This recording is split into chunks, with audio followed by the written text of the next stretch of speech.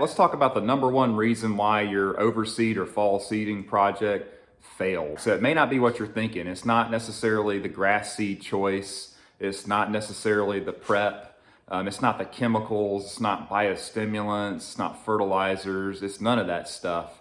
It really comes down to one thing, and one most important thing. So the number one reason why your fall overseed or any seeding project is going to fail is water. So there's three things to talk about when it comes to watering.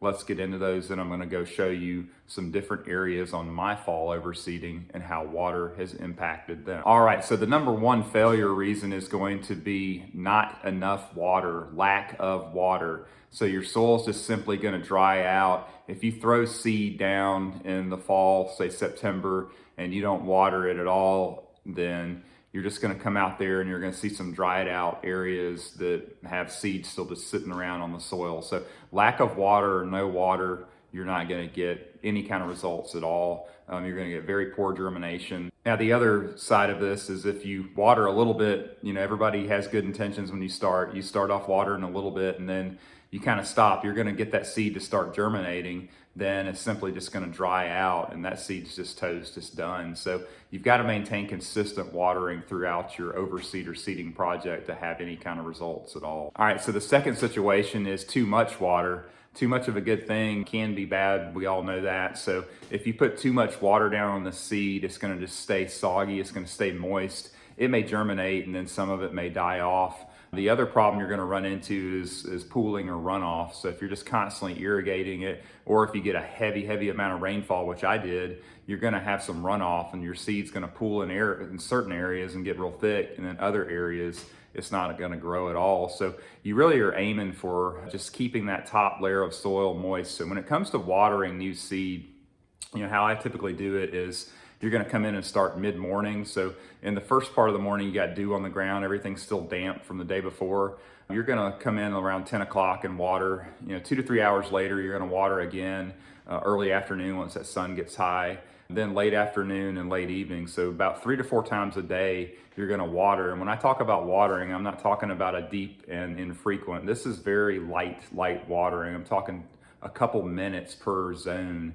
So you're just trying to keep that seed moist, get it germinated, keep that top level of soil moist. So too much of a good thing can be bad. So don't overwater and watch for those heavy rainfalls before you overseed. Maybe wait if you have something like that in the forecast. And really that third situation we were just talking about is just enough. So, what's just enough? You really don't measure your watering when it comes to seed.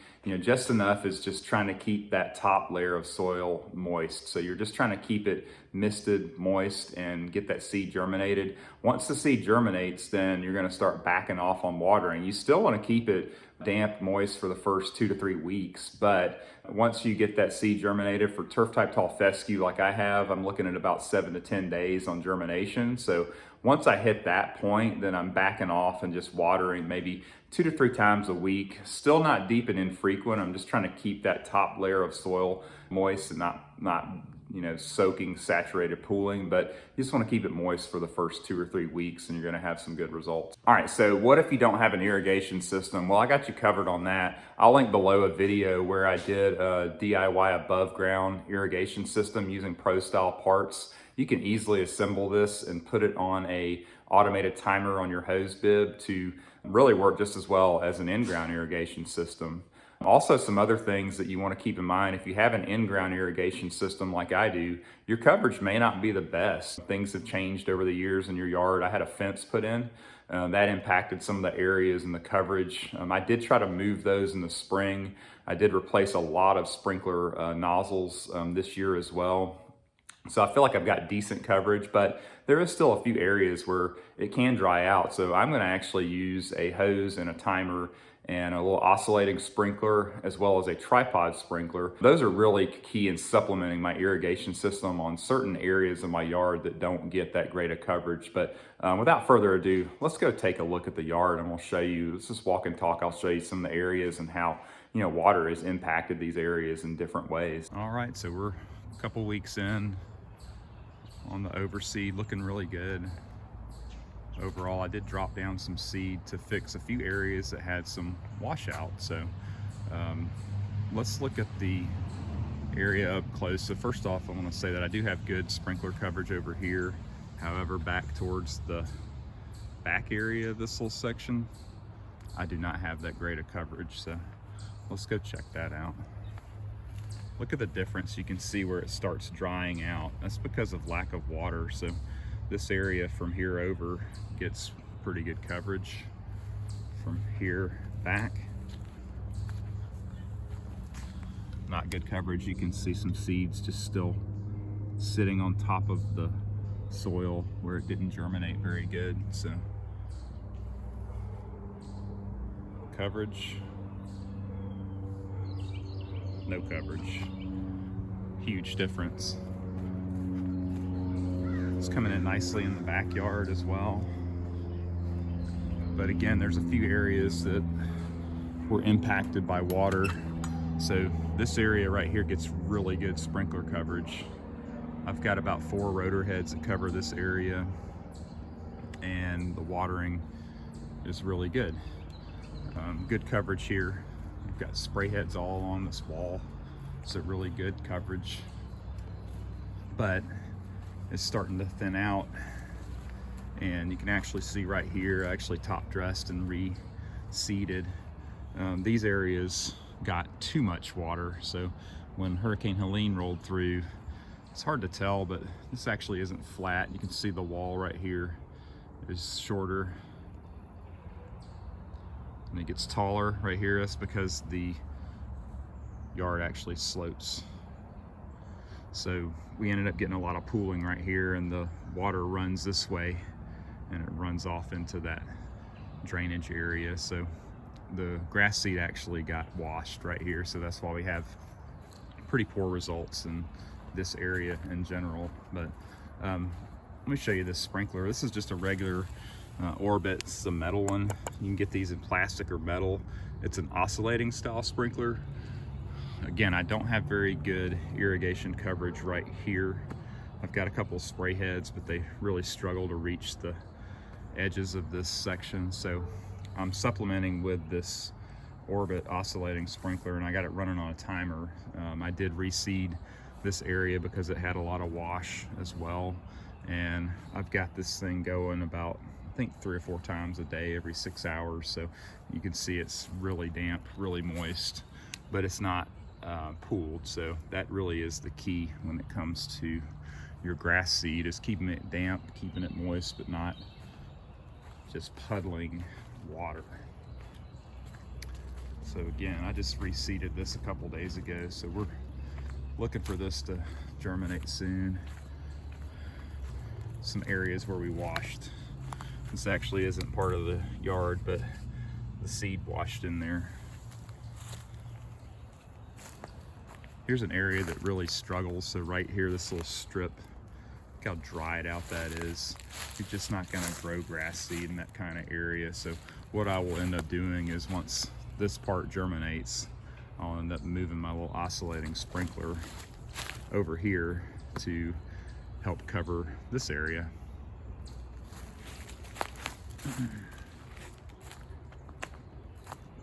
All right, so up here above my wall, very baby grass right now, but it's coming in great. I have decent coverage up here, although this little line right here is not the best.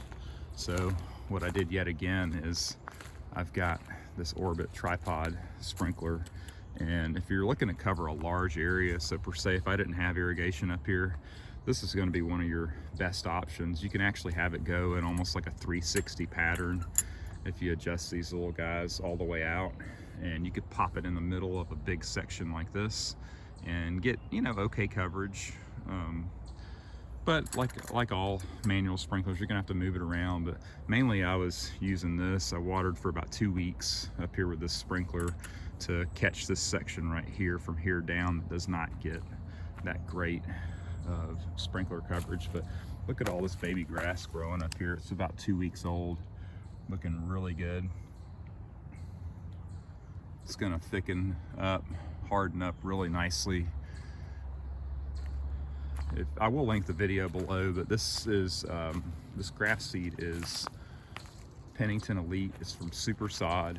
Here's another example of an area where I just didn't get that great of coverage. So you can see there is some germination, but there's a lot of seeds just left ungerminated. So this is an example of an area that I need to come back and supplement the watering right here so I can get that spot really growing.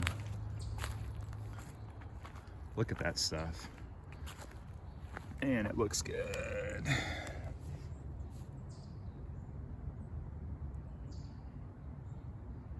Really good.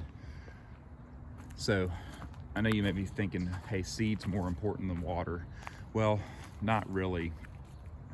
Seed is probably the second most important thing for sure when it comes to your overseed.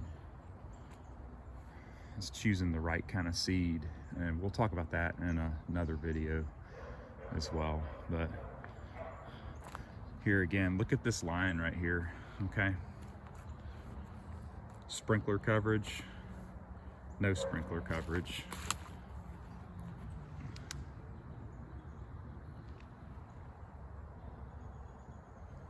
What a difference it makes.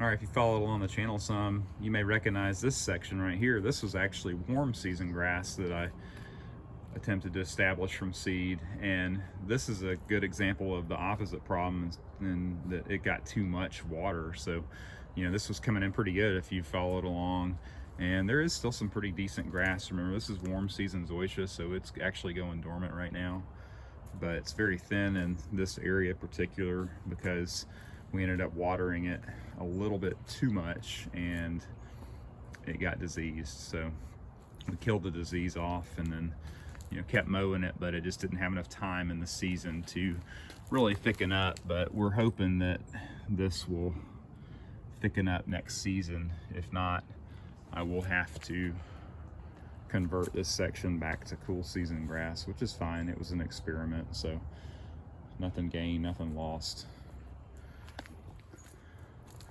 Let me show you this timer. So this is what I'm running that oscillating sprinkler on. So this is just a single hose in timer, digital timer from Orbit. It costs about 30 bucks. I'll link some similar ones down below in the description that you can use. I don't think this one's available on Amazon though. I got it at Lowe's.